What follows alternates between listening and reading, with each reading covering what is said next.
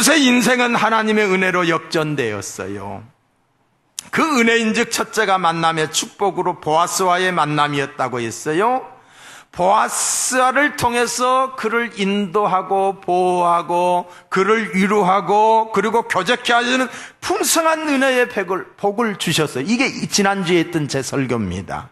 그런데 놀라운 것은 하나님의 은혜가 여기서 끝난 것이 아니라는 사실이에요. 룻을 위한 하나님의 더 큰 은혜와 축복이 기다리고 있었던 거예요. 더 큰 축복이 기다리고 있었다는 거예요. 그렇다면 어떻게 해야만이 충만한 은혜 속에서 더 큰 축복을 받을 수 있는가? 이에 대한 답이 오늘 본문에 있습니다. 첫째는 성실함을 통해서입니다. 성실함. 자, 따라합시다. 성실함. 예배 시간에 와서 눈 감고 있는 것도 불성실이에요. 성실함. 성실하지 못하기 때문에 더 큰 축복으로 나아가지 못하는 거예요. 하나님은 더 큰 축복을 주는데 불성실한 거예요. 누구에게? 자기 자신에게 불성실해요. 누구에게? 이웃에게 불성실해요. 더 나아가서 하나님 앞에서 불성실하다는 거예요. 룻에게는 세상적으로 볼 때 내세울 만한 것이 없습니다. 내세울 게 아무것도 없는 여인이에요. 이방 여인이다가 미망인이잖아요. 외적 조건으로 사랑받을 만한 것이 없습니다. 그러나 그런 룻에게 보이지 않는 아름다운 성품이 있으니 그것이 바로 성실성이었다는 거예요. 성실했습니다. 룻은 성공한 여인은 아니었지만 성실한 여인이었습니다. 성실함이 룻으로 하여금 더 큰 축복을 받게 했다는 거지요. 오늘 17절의 말씀을 보시면은 룻이 밭에서 저녁까지 줍고 그랬어요. 저녁까지 주었다. 응? 성경은 왜 저녁까지 줍고라고 강조를 하고 있을까요? 그것은 룻의 성실함을 증거하기 위한 것이에요. 성실했다는 거예요. 작은 이삭을 저녁까지 주었어요. 또한 2장 7절에 보면은 아침부터 와서 잠시 집에서 쉰 것 외에는 지금까지 계속하는 중이다. 보아스의 종이 룻에 대한 평가입니다. 무슨 성실하다는 평가예요. 응?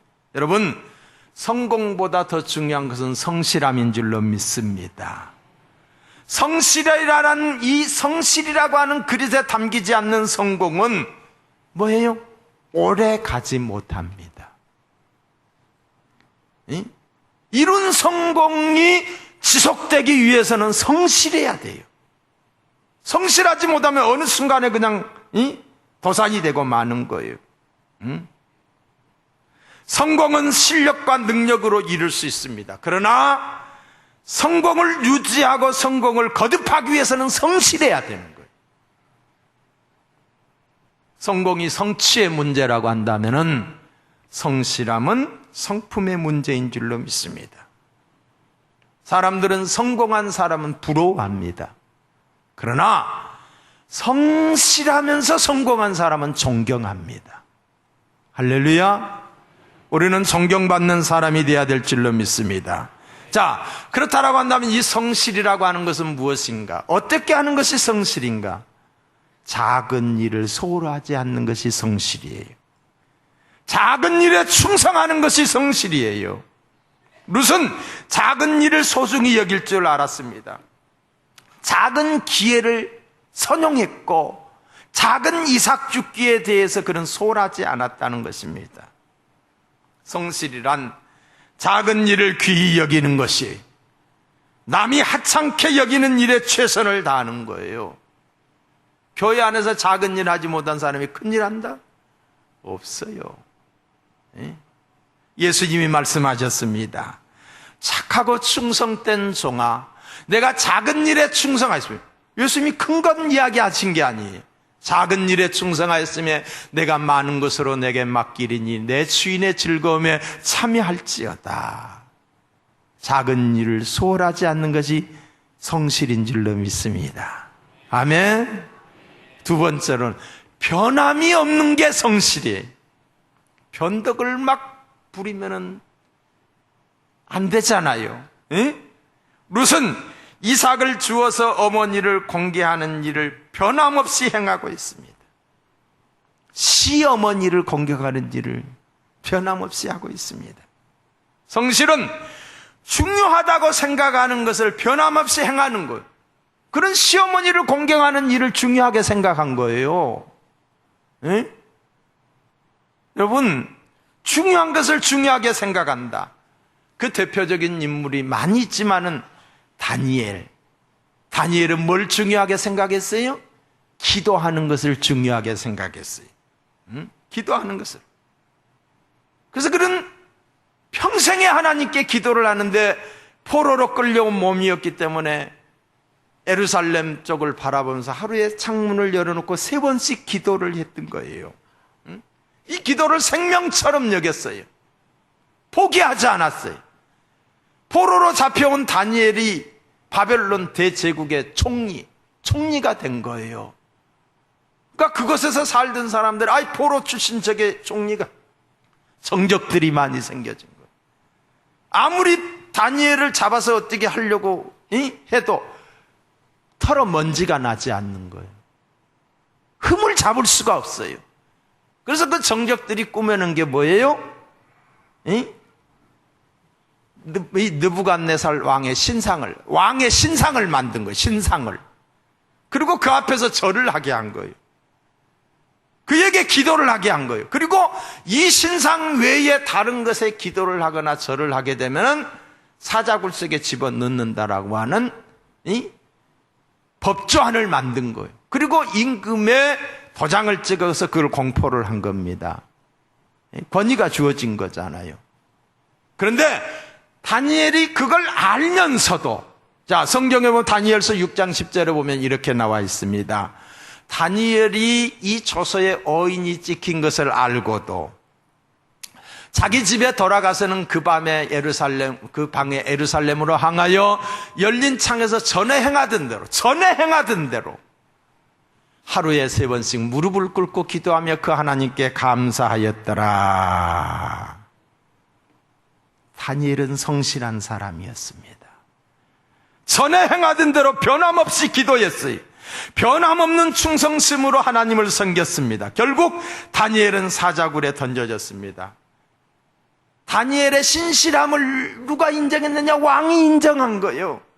그래서 왕이 자기가 도장을 찍었기 때문에 어쩔 수 없이 자기 권위에 의해서 사자굴 속에 집어넣었지만 너무 안타까워서 하는 말이 다니엘서 6장 16절에 보면 이렇게 나와 있어요. 왕이 다니엘에게 일러 가로되 너의 항상 섬기는 데 하나님이 너를 구원하시리라 하니라.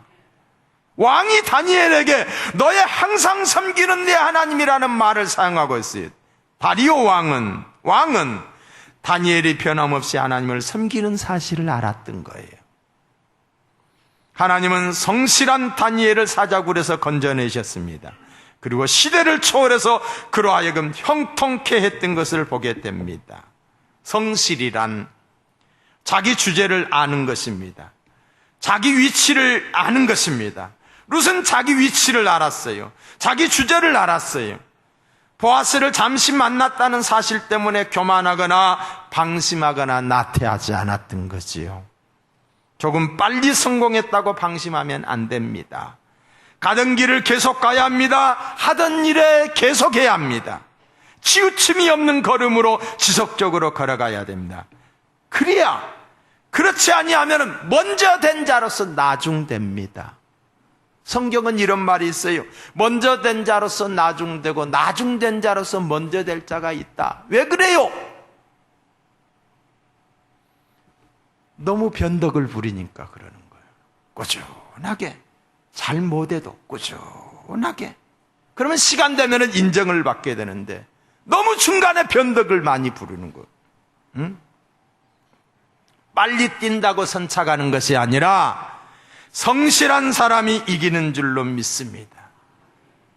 우리의 위치를 지키십시다. 하나님이 우리를 인정하사 우리에게 크고 작은 직분을 주셨잖아요. 직분 받기 전에는 그래도 기도하고 밤예배도 나오더니 직분 받고 난 다음에는 이것저것 다 접어요. 그러시면 안 되지요. 치우침이 없는 걸음으로 정진하는 사람이 이깁니다. 하나님의 더 큰 은혜를 잊기 위해서 성실해야 됩니다. 그리고 겸손해야 됩니다. 신앙생활의 양날개가 성실과 겸손, 기도와 말씀의 날개를 간직할 때 우리는 건강한 신앙인이 되는 줄로 믿습니다. 두 번째로 더 나은 축복을 받은 이유가 어디에 있느냐? 어른을 공경할 때 더 큰 축복을 받는다. 자, 따라합시다. 어른 공경. 어른 대접했다는 거지요. 자, 우리나라가 이렇게 복을 받은 것은 어른을 공경했잖아요. 옛날에 저희 어렸을 때만 해도 동네 어른은 나이 든 사람이 어른이었지요. 근데 지금은 동네 나이 든 사람이 천덕꾸러기야. 이래서는 안 되는데 말입니다. 룻이 큰 축복을 받은 것은 시어머니를 공경했기 때문에. 자, 어떤 어머니를? 시어머니를. 시금치도 안 먹는다며? 시자 따라가니까. 이 사실을 베들레헴 모든 사람들이 다 알았어요. 어휴, 룻이 저렇게 시어머니 나오미를 저렇게 잘 대한다며? 소문이 난 거예요. 뿐만 아니라 그 소리를 그 지역의 유력자 되는 보아스가 들었던 거예요. 보아스가 알고 있었어요. 하나님은 시어머니를 공경한 룻에게 넘치는 축복을 부어주십니다. 하나님 우리에게 여러 가지 계명을 주셨지만은 약속이 있는 계명은 두 가지입니다. 첫째는 주의를 성수하라. 둘째는 내 부모를 공경하라예요. 바울은 이렇게 말합니다. 자녀들아, 너희 부모를 주 안에서 순종하라. 이것이 옳으니라. 내 아버지와 어머니를 공경하라. 이것이 약속 있는 첫 계명이니 이는 내가 잘되고 땅에서 장수하리라. 우리는 룻에게서 어른을 공경하는 법을 배워야 돼요. 룻이 어떻게 어른을 공경했는가? 첫째, 받은 복을 함께 나눔으로 어른을 공경했습니다. 받은 복을 나눔으로. 지 배부르니까 지 좋으니까 남도 다 좋은 게 아니고 같이 나누었다 이 말이에요. 자, 18절을 보세요. 그것을 가지고 성읍에 들어가서 시모에게 그 주운 것을 보이고 그 배불리 먹고 남은 것을 내어 시모에게 드리매 그랬어요. 룻은 좋은 것을 나눌 줄 알았습니다. 자, 자기 혼자 배부르니까 나 배부르면 다른 사람도 다 배부른 줄 알고 배고픈 사람의 아픔을 모르는 거예요. 근데 룻은 자기가 먹고 난 다음에 배불렀음에도 불구하고 남은 것을 어땠어요? 챙겼어요. 챙겼어. 누구 주기 위해서? 시어머니 주기 위해서. 이게 룻의 모습이에요. 나누었다 이 말이에요. 축복은 나눌수록 풍성해지는 줄로 믿습니다. 나눌수록 충만해지는 거예요. 여러분, 록펠러라고 하는 사람이 30대에 백만장자가 됐어요. 40대에 미국의 최고 갑부가 됐어요. 그리고 50대에 세계에서 최고 부자가 됐어요. 세계에서 최고 부자가 됐는데 사형 선고를 받은 거예요. 당신 이제 6개월밖에 못 산다. 병원에서 사형 선고를 받았어요. 그리고 병원에 갔는데 병원 측과 어떤 환자의 관계에서 환자가 돈을 못 내가지고 병원과 이렇게 서로 신경질을 벌이고 있는 거예요. 그런데 그것을 옆에서 듣고 있다가 이 록펠러가 아무런 조건 없이 아무도 모르게 그걸 해줬어요. 대줬어요. 그러고 난 다음에 그 사람이 건강해져가지고 좋아하고 태어나는 모습을 보면서 록펠러는 그때 느끼기를 내가 세계에서 최고 부자가 되었을 때도 이런 기쁨이 없었는데 내가 저 사람을 도와주다 보니 이런 기쁨이 있다. 그때부터 돕기 시작한 거예요. 학교를 세우고 교회를 세우고 가난한 사람들을 세우고 나누기 시작한 거예요. 그래서 그의 부의 이야기가 오늘날까지 이어지고 있는 거예요. 나눌수록 충만해지는 줄로 믿습니다. 누가복음 6장 38절에 보면은 주라 그리하면 너에게 줄 것이니 곧 후이되어 누르고 흔들어 넘치도록 하여 너에게 안겨주리라. 너에게 안겨주리라. 우리는 이 진리의 말씀을 얼마나 많이 지나쳐 버리는지 몰라요. 주는 자가 복되는 자인 줄로 믿습니다. 두 번째로는 밖에서 있었던 일을 나눔으로 어른을 공경했어요. 밖에서 있었던 일에 대해서 시어머니에게 보고를 했다는 거지요. 자, 우리는 어떤 경우가 많습니까? 아이, 놓친 데가 뭐 그거 알아서 뭐 한다고 그냥 밥이나 주면 먹긴 하셔요. 그거 알아서 뭐 하시려고요? 퉁명스럽게 우리가 어른들의 말을 끊어버리고 더 이상 관여하지 않게끔, 이럴 때 어른들은 나이 들었다고 나를 이렇게 무시해 하면서 자존감이 약해지기 시작한 거예요. 무시하는 거잖아요. 무시. 여러분, 가장 스트레스 받는 게 무시라고 그러더라고요. 무시한다는 거예요. 자식들이 무시해. 들어주려고 하지를 않아요. 자, 지금 루시 어떤 상황이에요? 하루 종일 밭에서 일하고 지금 돌아왔잖아요. 피곤하잖아요. 근데 시어머니가 와가지고 하는 이야기가 어디서 일했냐, 누구 밭에서 일했냐, 어떻게 했냐. 피곤해. 아이고, 어머니 나 피곤하니까 나 잘 거예요. 그렇게 이야기를 하지 않았다는 거지요. 복된 가정에는 사랑의 대화가 있습니다. 나오미는 루시 집으로 돌아왔을 때 밖에서 있었던 일을 듣고 싶어 했어요. 궁금했어요. 그래서 물었잖아요. 룻은 시어머니에게 밖에서 일어난 일들을 어떻게 해요? 소상하게 이야기합니다. 그게 바로 19절과 21절에 있는 이야기입니다. 자, 보실까요? 시어머니가 그에게 이르되 오늘 어디서 주었느냐? 별거 아닌 이야기잖아요. 근데 시어머니는 그걸 듣고 싶어 하는 거예요. 친정어머니가 아니라 시어머니가 어디서 일을 하였느냐? 너를 돌아볼 자에게 복이 있기를 원하노라. 룻이 말합니다. 룻이 누구에게 일한 것을 시모에게 알게 하여 가로되 오늘 일하게 한 사람의 이름은 보아스니이다. 응? 보아스니이다. 그러니까 또 시어머니가 말합니다. 나오미가 자부에게 이르되 여호와의 복이 그에게 있기를 원하노라. 그가 생존한 자와 사망한 자에게 은혜 베푸기를 그치지 아니하도다. 나오미가 또 그에게 이르되 그 사람은 우리의 근족이니 우리의 기업 물을 자 중에 하나다. 기업 물을 자 중에 하나다. 이 말이 굉장히 중요한, 이 룻기서 전체를 관통하는 이야기가 이 말이거든요. 기업 물을 자. 이 이야기는 다음 주에 할 거예요. 모함 여인 룻이 가로되 그가 내게 또 이르기를 내 추수를 다 마치기까지 너는 그 소년들에게 가까이 있으라 하더이다. 대화가 있는 가정이다. 진지한 대화가 있는 가정은 아름다운 거. 잘 되는 가정은 대화가 있는 가정이에요. 대화가 있는 가정. 누구와? 부모와 자식 간에, 부부 간에. 부부 간에 대화가 단절이 됐다. 문제 생긴 거예요. 예? 문제가 생긴 거예요. 대화를 하더라도 그냥 지식만 전달하고 사건만 이야기하는 것이 아니라 그 대화를 통해서 아픔을 어루만져주고 격려해주고 그리고 기쁨을 주고 소망을 주고, 이게 대화예요. 이게 대화. 이런 대화가 여러분의 가정에 있기를 주의 이름으로 축복합니다. 그리고 정말 중요한 대화는 뭐냐? 오늘 여기 본문에 보면은 이 대화 속에 누가 있느냐? 하나님이 들어가 있어요. 하나님이 들어가 있다고 하는 사실이에요. 예? 하나님을 인정하는 거예요. 나오미는 룻이 나가서 보아스를 만났다라고 하는 소식을 듣고 보아스의 밭에서 이삭을 주었다는 소식을 듣고 그에게 하나님의 축복이 있기를 빌고 있는 거예요. 할렐루야. 누구를 인정하고 있는 거예요? 하나님을 인정하고 있는 거예요. 부부의 대화 속에 하나님이 들어있어요. 부자의 대화 속에 하나님이 그곳에 있어요. 네? 이게 진정한 대화예요. 하나님을 인정하라. 그리하면 내 길을 지도하시리라. 할렐루야.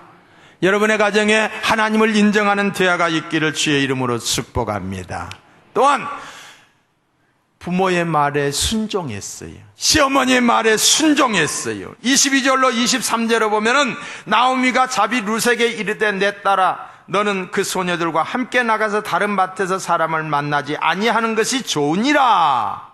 에? 좋으니라. 이에 룻이 보아스의 소녀들에게 가까이 있어서 보리추수와 밀추수를 마치기까지 이삭을 주며 시모와 함께 거하니라. 이 말은 룻은 시어머니의 말에 순종했다는 거예요. 순종은 상대방을 향한 존경심에서 생겨집니다. 존경심에서 생겨져요. 그러니까 시어머니가 존경받을 만한 삶을 살고 있었다는 거지요. 자, 시어머니가 자기 장래가 지금 보장이 안 되잖아요. 나이는 들었지, 남편도 없지, 자식도 없지. 어떤 시어머니 같으면 어떻게 하겠어요? 너 시집가지 마. 너 나하고 살아야 돼. 너 나하고 함께 있어야 돼. 절대로 안 돼. 이렇게 했어야 되는데 이 시어머니는 자기를 생각하는 것보다도 며느리들을 생각하면서 뭐라고 하면 빨리 친정으로 가라. 나는 소망이 없다. 친정에 가서 다시 살림을 차려라. 다시 시작해라. 이렇게 며느리를 생각하잖아요. 그러니까 며느리가 그게 감동을 받고 예루살렘에 올라온 거예요. 올라와서도 그냥 오매불망 어떻게 하면 이 룻을 좋은 사람 만나서 대의를 잇게 할까? 그걸 생각만 한 거예요. 그러니까 보아스의 밭에서 일을 했다고 하니까 보아스가 우리의 기업 물을 자가 아니냐 하면서 시집 보낼 일을 생각하는 거예요. 자기보다도 며느리를 생각한 거예요. 며느리에게 존경받을 일은 안 하면서 며느리에게 큰 소리 치면서 어른 대접하라고 하는 것은 사랑은 내리사랑이에요. 아멘? 며느리 시어머니가 잘해야지. 시어머니 씨들 잘해서요? 그래야 며느리가 존경하는 거예요. 며느리의 순종, 이를 통해서 이가 축복받은 줄로 믿습니다. 자, 말씀을 정리합니다. 더 나은 축복이 있기를 축원합니다. 성실하세요. 그리고 부모 공경하세요. 그럼 하나님이 더 큰 축복으로 저와 여러분을 보장하실 줄로 믿습니다.